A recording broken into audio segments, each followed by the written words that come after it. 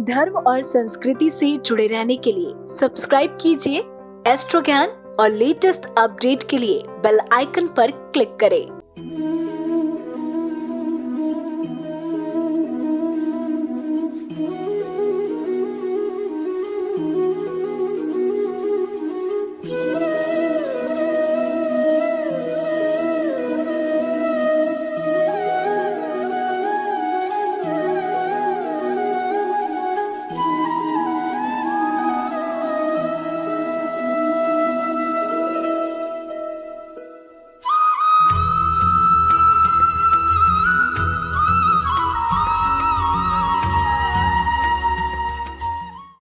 जय महाकाल।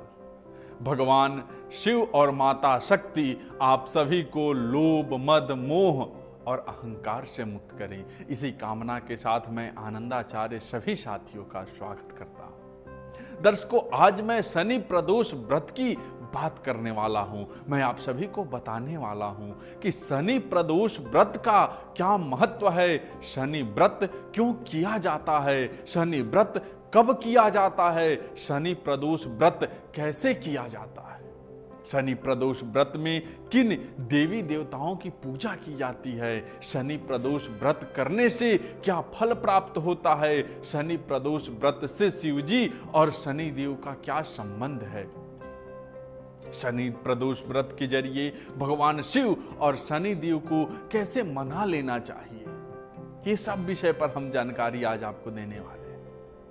दर्शकों, वेदों, पुराणों और धर्म शास्त्रों में भी शनि प्रदोष व्रत की महिमा गाई गई है। शनिवार को पढ़ने वाले प्रदोष व्रत को शनि प्रदोष व्रत के नाम से जाना जाता है। इस व्रत का मानव जीवन में गहन महत्व है। शनि प्रदोष व्रत में भगवान शिव और शनि देव की पूजा अर्चना की जाती है। प्रदोष काल में भगवान शिव कैलाश पर्वत पर नृत्य करते हैं। इसी वजह से लोग शिव जी को प्रसन्न करने के लिए इस दिन व्रत के साथ विधि विधान से उनकी पूजा और अर्चना करते हैं। दर्शकों, व्रत करने वाले को इस दिन सुबह शिव जी की पूजा करनी चाहिए, उसके बाद शनि देव की पूजा करनी चाहिए। शाम में गोधूली के समय शिव जी और शनि देव की पूजन करने से व्रत पूरा होता है। शनि प्रदोष व्रत के दिन 11 बार दशरथ कृत्य शनि स्रोत का पाठ करने से शनि के अशुभ प्रभाव के कारण जीवन में आ रही परेशानी में कमी आ जाती है। जो व्यक्ति इस व्रत को धारण करता है उसे भगवान शिव के साथ ही शनि देव की कृपा भी प्राप्त होती है। व्रतकर्ता को लंबी उम्र का वरदान मिलता है, उसे सभी परेशानियों से मुक्ति मिलती है, मृत्यु पश्चात मोक्ष प्राप्त होता है। दर्शकों, आज के दिन नित्य कर्म से निवृत्त होकर स्नानोपरांत भगवान शिव, माता पार्वती और नंदी जी को पंचामृत तथा गंगा जल से स्नान कराना चाहिए। बेल पत्र, गंध, अक्षत, फल, फूल, धूप, दीप, नैवेद्य, पान, सुपारी, लौंग और इलायची अर्पित करनी चाहिए। शाम के समय भी शिव जी की इसी तरह पूजा करें और दोबारा से सभी सामग्रियां उन्हें अर्पित करें। शिव जी की 16 तरह की सामग्रियों से पूजा करनी चाहिए।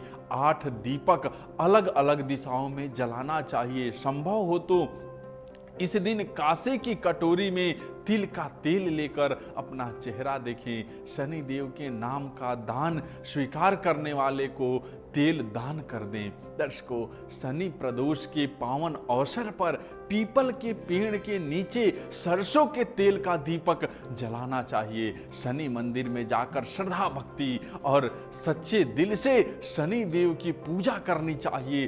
काला तिल, काला वस्त्र, तेल और उड़द शनि देव को अर्पित करना चाहिए। शनि स्रोत का पाठ भी करना चाहिए। काले छाते और जूते का दान भी आप कर सकते हैं। शनि देव के पूजन, अर्चन, दर्शन और तेलाभिषेक करने से शनि की 7.5 ढया और शनि की महादशा से मुक्ति मिलती है। सरसों का तेल दान करने से चंद्रमा जनित सभी दोष से मुक्ति मिलती है। ध्यान रहे कि तेल दान करने से पहले एक कटोरी में सरसों का तेल लें, इसमें अपना चेहरा जरूर देख लें। दर्शकों, आज किसी काले कुत्ते को तेल चुपड़ी हुई रोटी खिलाने से शनिदेव प्रसन्न होते हैं। कुत्ता शनिदेव का वाहन है और जो लोग कुत्ते को खाना खिलाते हैं उनसे शनिदेव अति प्रसन्न होते हैं। आज के दिन पीपल के वृक्ष को दोनों हाथों से स्पर्श करें, पीपल की 7 परिक्रमाएं करें। परिक्रमा करते समय शनिदेव का ध्यान करें और ओम शम शनिश्चराय नमः मंत्र का जाप करें। दर्शकों, शनि प्रदोष व्रत पर शनि देव और हनुमान जी की पूजा करने का विशेष लाभ होता है। इस दिन दोनों की चालीसा का पाठ करना चाहिए। शास्त्रों के अनुसार शनि किसी भी परिस्थिति में हनुमान जी के भक्तों को परेशान नहीं करते हैं। काले कपड़े में काले उड़द, 1.25 किलो अनाज, 2 लड्डू, कोयला और लोहे की कील लपेटकर किसी नदी में प्रवाहित करना चाहिए। यदि आपकी कुंडली में 7.5 और ढैया है तो इस दिन काली गाय को बूंदी के लड्डू खिलाएं और रोली लगाकर पूजा करें। काले घोड़े की नाल का छल्ला बनाकर मध्यमा अंगुली में पहनना चाहिए। वास्तव में दर्शकों, शनि प्रदोष व्रत करने से न सिर्फ भगवान शिव बल्कि माता पार्वती और शनि देव भी प्रसन्न होते हैं। उनके आशीर्वाद से व्रतकर्ता को संतान सुख की प्राप्ति होती है। भगवान शिव और शनि देव की अनुकंपा से दुर्भाग्य भी दूर होता है। यदि कोई स्त्री यह व्रत करती है तो उसकी हर मनोकामना पूरी होती है। भगवान शिव और माता शिवानी की कृपा से उसका दाम्पत्य जीवन खुशहाल होता है, पति पत्नी के बीच का संबंध मधुर होता है, घर परिवार में सुख शांति का वास होता है। दर्शकों, शनि प्रदोष व्रत से संबंधित स्कंद पुराण में कथा है जिसके मुताबिक प्राचीन काल में एक विधवा ब्राह्मणी अपने पुत्र को लेकर भिक्षा लेने जाती और संध्या को लौटती थी। एक दिन जब वह भिक्षा लेकर लौट रही थी तभी नदी किनारे उसे एक सुंदर बालक दिखाई। वह बालक वास्तव में विदर्भ देश का राजकुमार धर्मगुप्त था। शत्रुओं ने उसके पिता को मारकर उसका राज्य हड़प लिया था। उसकी माता की भी अकाल मृत्यु हुई थी। ब्राह्मणी ने उस बालक को अपना लिया और उसका पालन पोषण किया। दर्शकों, कुछ समय के बाद ब्राह्मणी दोनों बालक के साथ देव योग से देव मंदिर गई। वहां उनकी भेंट ऋषि सांडिल्य से हुई। ऋषि ने ब्राह्मणी को बताया कि जो बालक उसको मिला है वह विदर्भ देश के राजा का पुत्र है जो युद्ध में मारे गए थे और उनकी माता को ग्राह ने अपना भोजन बना लिया था। ऋषि सांडिल्य ने ब्राह्मणी को प्रदोष व्रत करने की भी सलाह दी। ऋषि की आज्ञा से दोनों बालकों ने भी प्रदोष व्रत करना शुरू किया। इसी दौरान मित्रों, एक दिन दोनों बालक वन में घूम रहे थे, तभी उन्हें कुछ गंधर्व कन्याएं नजर आई। ब्राह्मण बालक तो घर लौट आया, लेकिन राजकुमार धर्मगुप्त अशुभमती नाम की गंधर्व कन्या से बात करने लगा। गंधर्व कन्या और राजकुमार एक दूसरे पर मोहित हो गए।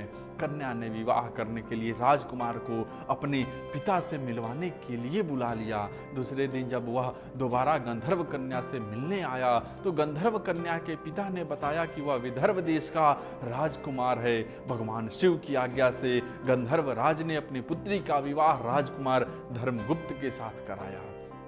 इसके बाद राजकुमार धर्मगुप्त ने गंधर्व सेना की सहायता से विदर्भ देश पर दोबारा आधिपत्य स्थापित किया।